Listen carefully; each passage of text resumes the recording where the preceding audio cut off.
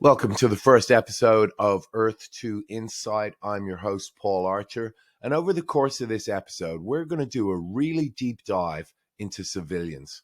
We'll learn which properties to place them on, how to level up your civilians, how to trade them, and how to utilize the RAID abort function to maximize our ether and essence yields.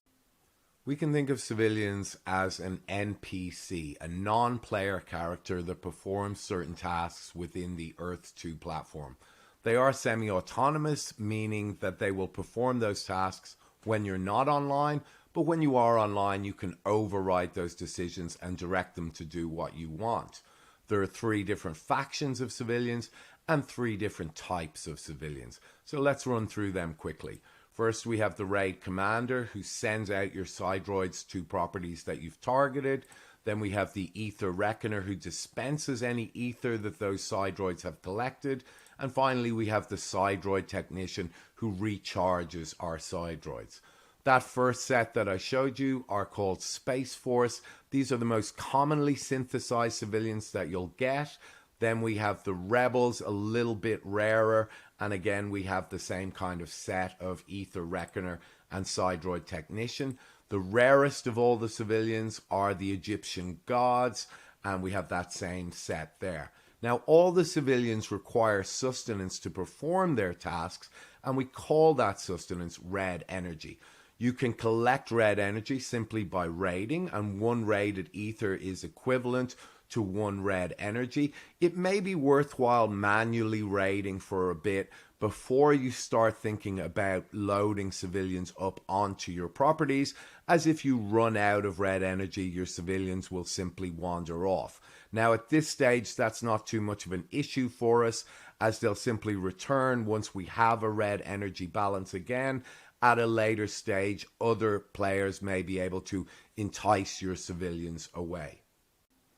You can check your red energy balance at any time from the E2 profile page simply by clicking this button in the top right corner and then scrolling down to RAID management.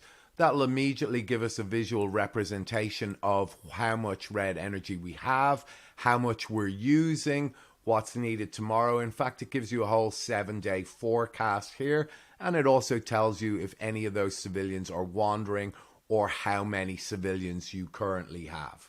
Let's look at how to synthesize some civilians and which properties you should create them on. We can access the RAID window through this Buy Land button in the top left-hand corner and just click on RAID. I'm going to go to a property that I have been successfully raiding with, and I've accumulated a large amount of favorites. So this property in the Alps, if I click on the RAID option, it'll bring me down and it'll show me a list of properties within that vicinity. You can see here that there's a number of favorites. I've used the heart icon. There are 7 icons you can use, and you can do them simply by clicking on the button. And as you click a few times, it'll go through them, eventually coming back to 0 or no icon at all.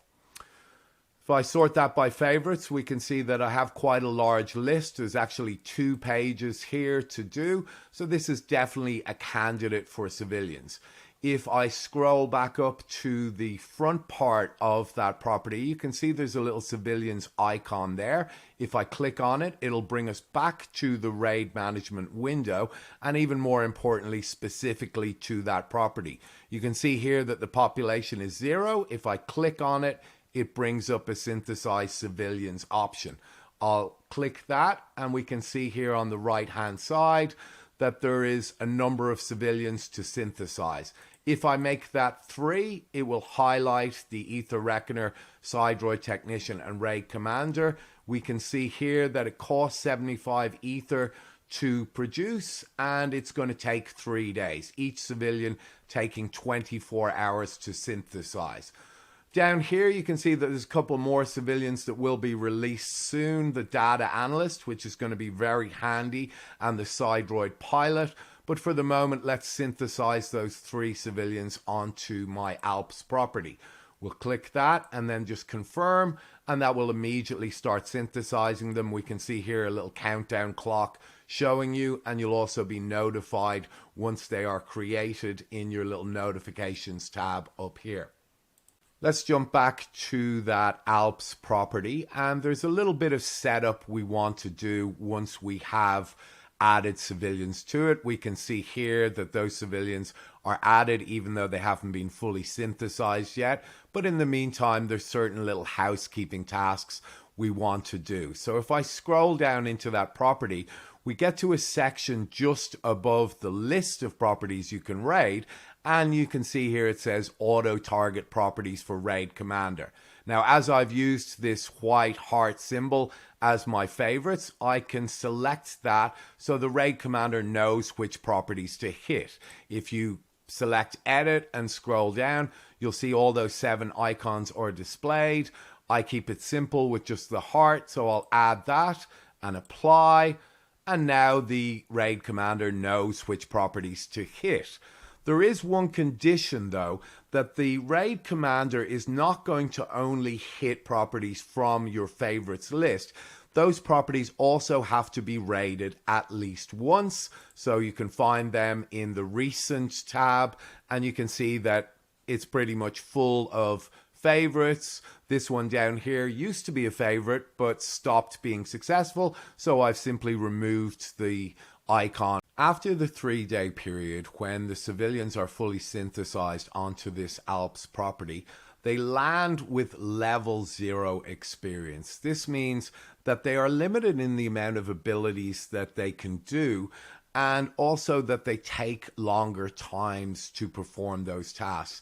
Now, we can speed up those tasks and gain more experience points by manually overriding them. We can certainly jump in and speed up, recharge, dispense, and send out more raids than they will. In doing so, we start to build up experience points quicker. We gain experience points equivalent to the amount of ether that we achieve, but it's 100 experience points for every ether that you raid. Those experience points are distributed amongst the civilians that you have. If it's 1 civilian on a property, he'll get all the points, 2 will get half, 3 will get a third, and you can very quickly start to build up your experience points, unlocking new abilities and speeding up the process too.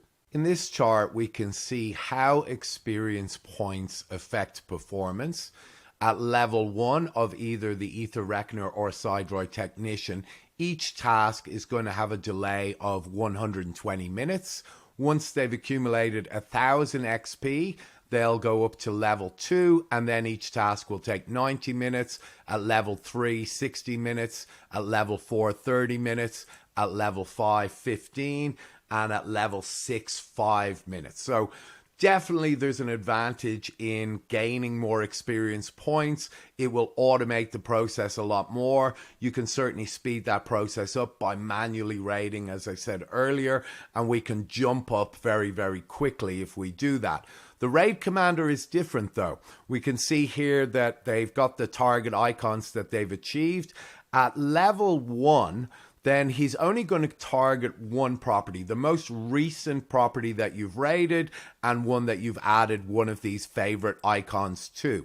At level 2, at 1,000 XP, it's going to select the second most recent property from your recent list. Now that'll mean that it does the second one, and then that'll push that property up to first, so it'll keep rotating. Essentially, it's now choosing between 2 properties, and it will keep rating them. As you go up, level 3 at 4,000 XP, it'll do the same thing with 3 properties. Level 4 is 4, and level 5 is 5. Once we get to level 6, it's infinite the amount of properties it's going to raid. So you can, as I had in that Alps property, have 20 raidable properties, and it will just keep cycling through. Jumping back into the main raid window, we can sort our properties by civilians that are all from matching factions by clicking this little button in the top right corner. Add has matching civilians, and then that'll give us a list, and you can see that they're all popping up in gold.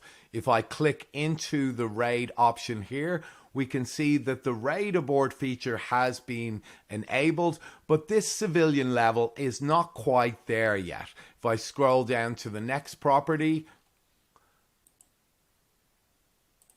we can see that it is available at this level, and if I click on it, it'll tell you how much red energy it's going to require and how many abort raids you are going to receive. Depending on the level and rarity of the raid commanders that you have on your property will determine how much red energy purchasing 10 aborts cost.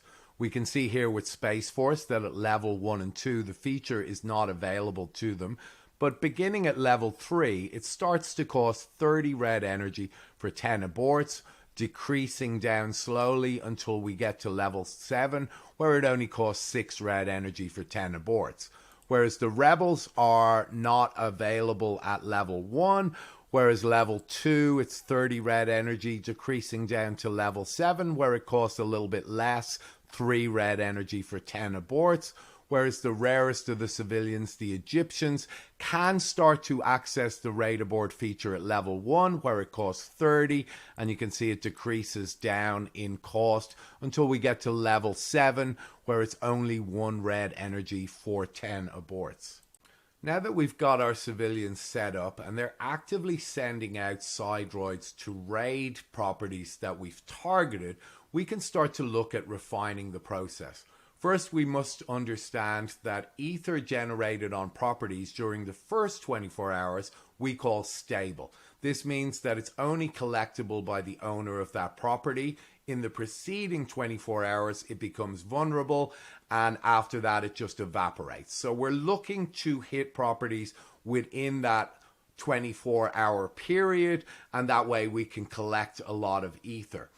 If a sidroid is sent out to a property and it detects stable ether, it will hang around and wait to see if that ether becomes unstable, but the owner of the property may come in and harvest that ether for himself. So there is the instance that sidroids get stuck on properties for up to 12 to 24 hours and then return empty-handed, and we definitely don't want that. We want to optimize our raids so we're getting the most raids out as quickly as we can. So the raid abort feature may come in very, very handy for active raiders, and it can boost your numbers. You can jump in and see if a sidroid's stuck, you can abort the raid, and you can choose another property and send it out once more.